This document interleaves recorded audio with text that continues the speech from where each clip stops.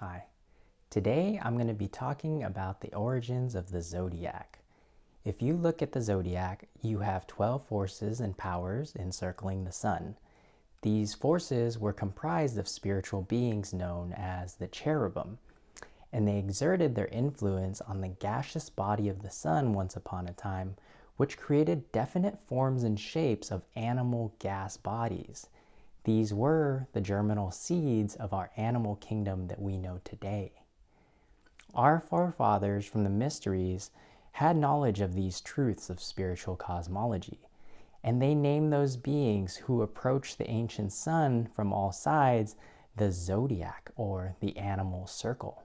On ancient Saturn, we have the spirits of personality who use the power of thought to build egg forms out of warmth.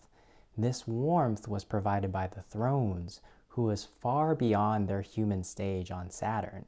On ancient Sun, we have the archangels living in the shining orb with gas and smoke on the interior and streaming light on the exterior.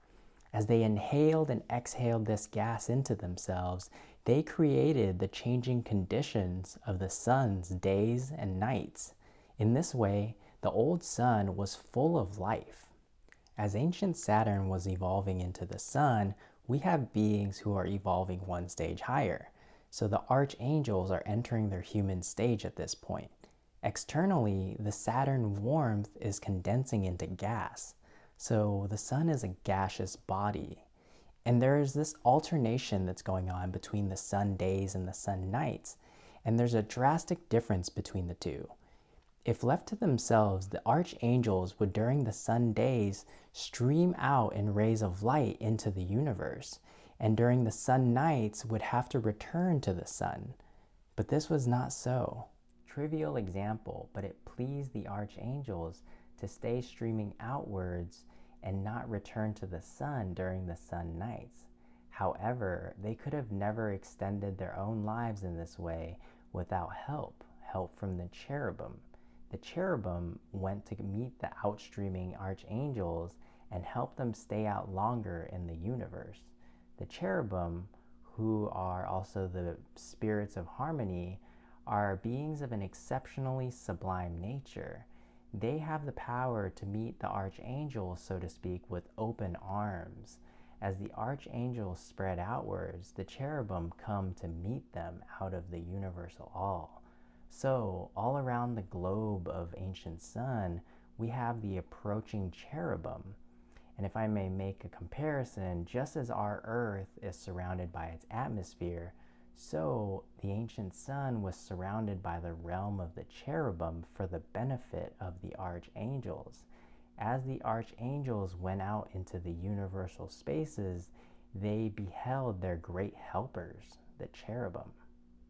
Through clairvoyant consciousness, one could see that the cherubim made up quite distinct etheric shapes or figures. Our ancient forefathers, still conscious of these facts, represented the cherubim as winged animals with different heads: the winged lion, the winged eagle, the winged bull, and the winged man. They approached from four sides. In esoteric schools, these four sides were later given the name bull, lion, eagle, and man. Because of this, the archangels were able to stay out in that spiritual region surrounding the old sun for longer than they could have done otherwise. The archangels' light were only affected during the sun days, however. During the sun nights, the cherubim had to do something else. During the sun days, we have the outstreaming light of the archangels. During the sun nights, we have a darkened warm gas, and this warm gas streamed within this sun ball, and the cherubim sent down their influence. But during the sun nights, they couldn't work in a normal way upon the light, so they sent their influence down into this darkened warm gas. And as a result of this, the darkened warm gas took on the forms of changing animal bodies. And these changing animal bodies were mirroring the forms of the cherubim. Just as the earliest foundations of the human kingdom arose out of the physical heat bodies on ancient Saturn, So, on the old sun, out of the smoke and gas, were formed the first germ of the animal kingdom.